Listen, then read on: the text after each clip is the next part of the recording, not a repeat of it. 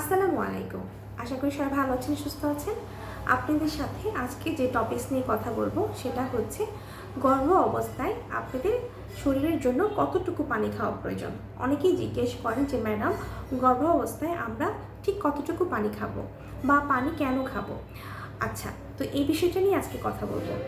এক নাম্বার সেটা হচ্ছে গর্ভাবস্থায় পানি কেন খাবো এবং কি কেন বেশি পানি খেতে হবে, এটা হচ্ছে বলবো আপনাদেরকে। এক নাম্বার যেটা হচ্ছে আমাদের শরীরের অধিকাংশই কিন্তু পানি, আর রক্তে দেখা যায় যে 55% কিন্তু পানিই থাকে। আর আমাদের শরীরে যে দেখা যায় যে অক্সিজেন সরবরাহ হয় সেটা কিন্তু রক্তের মাধ্যমেই হয়। তো আলটিমেটলি আমরা যদি পানি না খাই তাহলে কিন্তু এটা সঠিকভাবে সরবরাহ করতে পারবে না। আরেকটা ব্যাপার হচ্ছে ফিটাস, যেটা আমরা বাচ্চা, যেটা আপনি গর্ভাবস্থায় যেটা ইউটেরাসের ভিতরে থাকে, তো ওখানে কি হয়, ওখানেও দেখা যায় যে সব কিছু কিন্তু সরবরাহ করে রক্তের মাধ্যমে হয়ে থাকে। ওখানেও কিন্তু বাচ্চা অক্সিজেন এবং অন্যান্য পুষ্টি সবই কিন্তু রক্তের মাধ্যমেই পাচ্ছে। কাজেই আমাদের পানিটা কিন্তু শরীরের জন্য অনেক বেশি ইম্পর্ট্যান্ট। পানি না খেলে এই কাজটা সঠিকভাবে হবে না। দুই নাম্বার সেটা হচ্ছে বাচ্চা থাকে কিসে, ইউটেরাসের ভিতরে থাকে, সেখানে কিসের মধ্যে ভাসে, অ্যামনিওটিক ফ্লুইডে। তো অ্যামনিওটিক ফ্লুইড যে থাকে এর মাঝেও কিন্তু পানির পরিমাণ বেশি থাকে।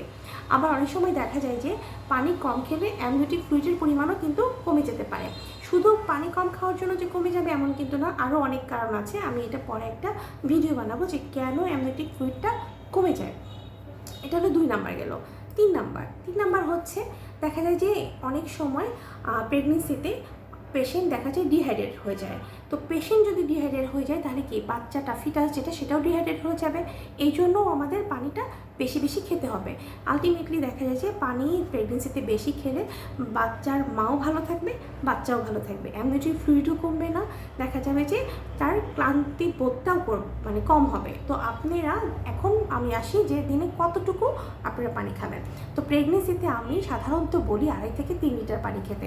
তো অনেকে দেখা যায় যে ফার্স্ট ট্রাইমেস্টারে পানিটা কম খেতে পারে। সেক্ষেত্রে যদি আপনারা পারেন ডাব খাওয়ার জন্য প্রতিদিন, এটা নিয়ে আমি আরেকটা বেশ বড় করে ভিডিও বানাবো যে ডাব খাওয়ার প্রয়োজনীয়তাটা কি।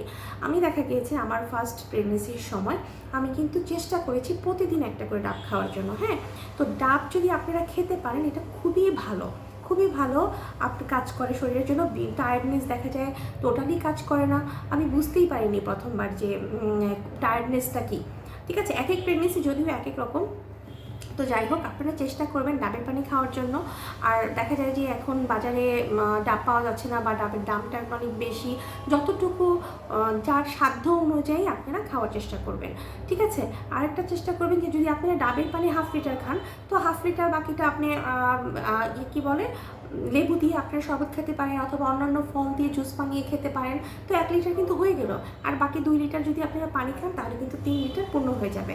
তো আপনারা চেষ্টা করবেন একদম প্রেগনেন্সির প্রথম থেকেই পানিটা ঠিকমতো খাওয়ার জন্য।